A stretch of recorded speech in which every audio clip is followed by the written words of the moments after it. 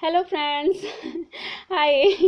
Universe is always working out for me. So everything is always working out for me. Yeah. Universe is always working out for me. So everything is always working out for me. आज मैं आपके साथ मेरी जो success story है वो share करूंगी। वैसे तो मेरी बहुत सारी सक्सेस स्टोरी है, लेकिन जो रिसेंटली की जो मेरी सक्सेस स्टोरी है बहुत अच्छी सी है, मस्त सी है, वो शेयर करूंगी। जैसे मेरी जो मैं बताऊंगी, किसी ने मुझे कमेंट किया था कि आप बताना कि आपने किस तरह से एलओए टीचिंग शुरू की थी, एलओए कैसे सीखा, किस तरह से इस बात पे आई, वो सब बताना, वो मैं बताऊंगी। लेकिन अभी जो मेरी जो सक्सेस स्टोरी है वो बताऊंगी, क्योंकि बहुत अच्छा, मुझे अच्छा लग रहा है कि मैं आपके साथ शेयर करूंगी, है ना। जैसे कि मेरा लाइफ पाथ मुझे पता चला मेडिटेशन से, इम्पल्स से, इंट्यूशन से, है ना। कि मैं जो किसान है उनको एलओ टीचिंग दूँ, उनके माइंड की रिप्रोग्रामिंग करूँ ना। लेकिन मुझे ये भी था कि ना जो 6 क्लास के बच्चे हैं ना, उनको भी उनके भी माइंड की रिप्रोग्रामिंग की जाए, ताकि उनको भी यदि वो एलओ सीख लें, है ना, तो उनकी लाइफ कितनी ट्रांसफर हो जाएगी, और अपने आने वाले टाइम में कितना वो अपनी लाइफ को अपने अनुसार जिएंगे ना। तो ये भी मेरा था। और जब अंजना दीदी से मैंने मतलब ये टीचिंग ली, मतलब उनके वीडियोस देखे, तो मेरी लाइफ पूरी ट्रांसफ़र हुई ना। तो जब मैंने उनकी बुक पढ़ी 40 से 40 करोड़, तो मुझे ये लगा कि हाँ, ये वाली बुक सिलेबस में लगनी चाहिए ना। तो मैंने ये सोचा था कि हाँ, मैं जो जिस गांव में मैं रह रही हूँ ना, मुझे इम्पल्स आने लगे, इंट्यूशंस आने लगे कि हाँ, जिस गांव में मैं रह रही हूँ ना, वहाँ का जो गवर्नमेंट स्कूल है उसमें उसमें ये टीचिंग दे के आऊँ ना। लेकिन मैं जा ही नहीं पाई, किस वजह से हुआ ही नहीं, पता नहीं कैसे, है ना। अभी क्या हुआ, थोड़े दिन पहले, मतलब थोड़े 5-7 दिन पहले की बात है। तो हमारे गांव में ही है कोई, तो वो ना मुझे पहले से बोलते थे कि ना हमारा लड़का है, उसको तुम ना पढ़ाना। तो मैंने कभी ध्यान ही नहीं दिया, ऐसे मैंने कहा नहीं, मतलब ऐसे। अभी अभी थोड़े दिन पहले वो आए और वो कहते कि ना हमारे लड़के को पढ़ाओगी क्या।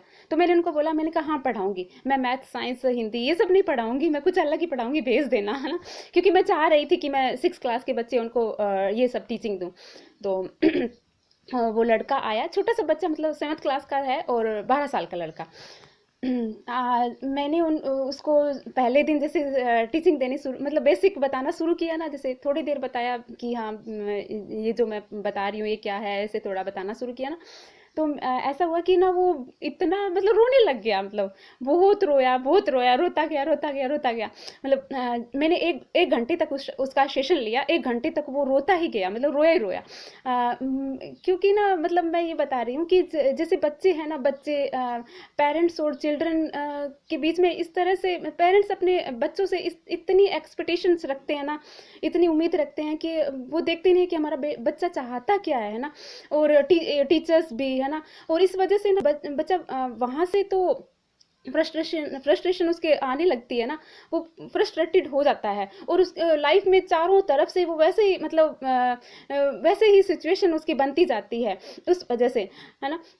तो वो रोया, वो मतलब रो रहा था, मैं उसको बता रही थी, वो मतलब सुन भी रहा था। मैंने उसको नहीं बोला कि तुम मत रो, क्योंकि मुझे पता था आज आज रो ले, बाद में नहीं रोने वाला है।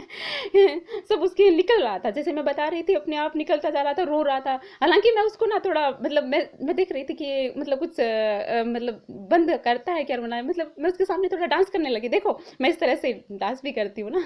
अच्छा डांस करती हूँ ना, तो वो वैसे हंस भी रहा था, लेकिन आंसू आ रहे थे।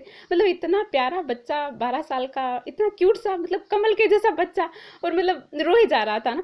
तो बाद में उसने मुझे बताया कि ना मैंने उससे नहीं पूछा कि तुम क्यों रो रहे हो, क्या है ना, मैं बताती गई। फिर लास्ट में उसने मुझे बताया कि किस तरह से मतलब जो भी था, पहले तो मैंने ये सोचा था कि मैं इसका वीडियो बनाऊं, लेकिन ऐसे पहला दिन था और प्राइवेसी भी होती है, तो मैं इसलिए वीडियो बनाना चाह रही थी, क्योंकि सबको ऐसे जो और भी है, जैसे मैं यूट्यूब पे डाल रही हूँ, तो औरों की और भी जो पेरेंट्स हैं उनको पता लगना चाहिए कि ना किस तरह से वो अपने बच्चों से इतनी उम्मीद रखते हैं कि थोपते जाते हैं, ऐसे थोड़ी ना। बच्चा है, कितना प्यारा बच्चे कितने प्यारे होते हैं, उनको खुला छोड़ दो, क्यों उन पे बाउंडेशन करते हो कि हाँ ये करो, पढ़ो, ये करना चाहिए तुम्हें, जल्दी उठो, है ना, ये सब।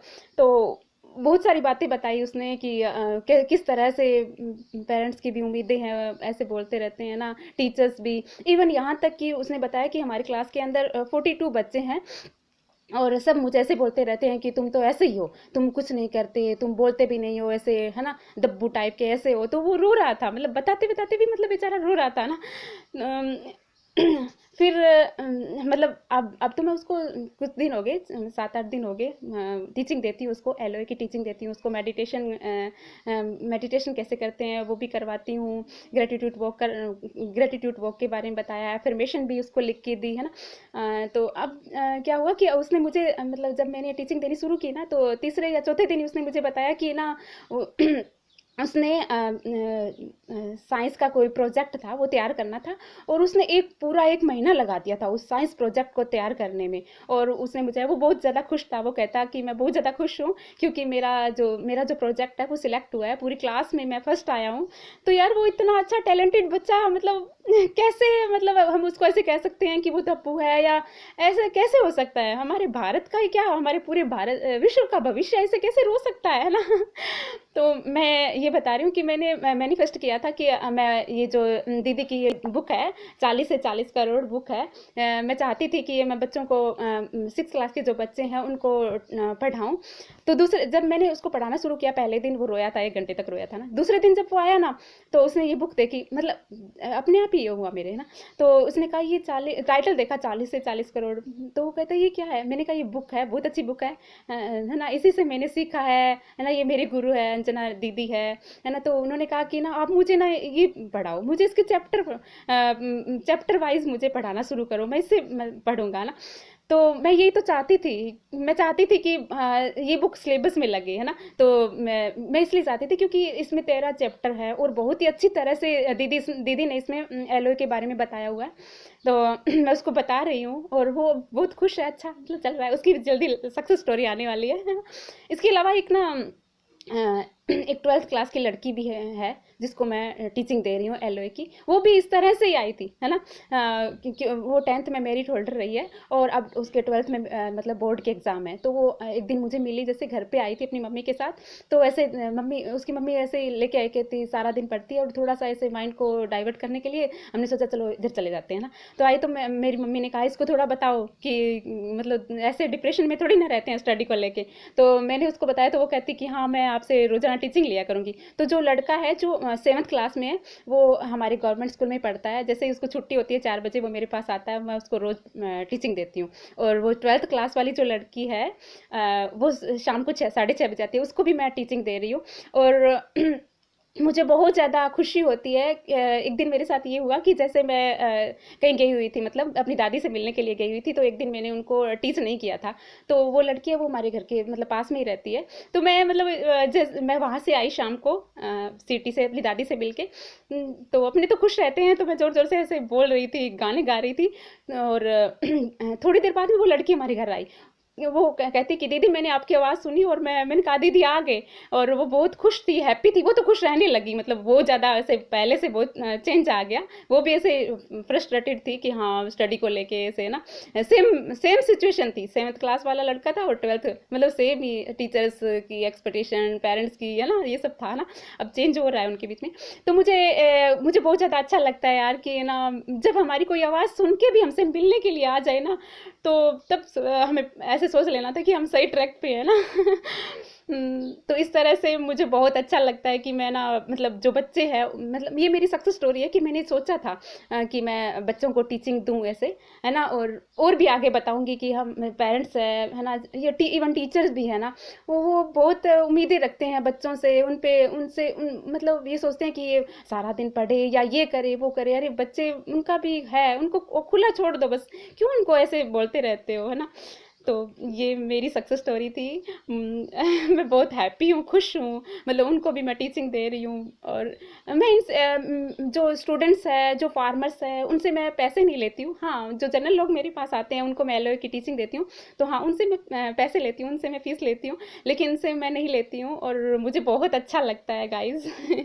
और मैं बहुत हैप्पी हूँ और वो भी बहुत हैप्पी हैं जो बच्चे मेरे पास आते हैं। डांस करते हैं और बहुत खुश रहते हैं। वो मुझे कहते हैं जब हम आपके आपके पास आते हैं ना, तो हमें अलग सी ऐसे फीलिंग्स आती है, ऐसे लगता है कि हम कुछ अलग सी दुनिया में आ गए। तो बहुत बहुत खुश हूँ, मैं बहुत हैप्पी हूँ। और मेरी जो जर्नी है ये वाली स्टार्ट हो गया। मैं स्कूल में भी जाऊँगी, जैसे मुझे इम्पल्स इंट्यूशंस आएंगे तो मैं उनको भी टीचिंग दूंगी। 6 क्लास से बच्चों की माइंड की रीप्रोग्रामिंग करूँगी। Thank you, thank you, thank you so much guys. Love you, love you, love you.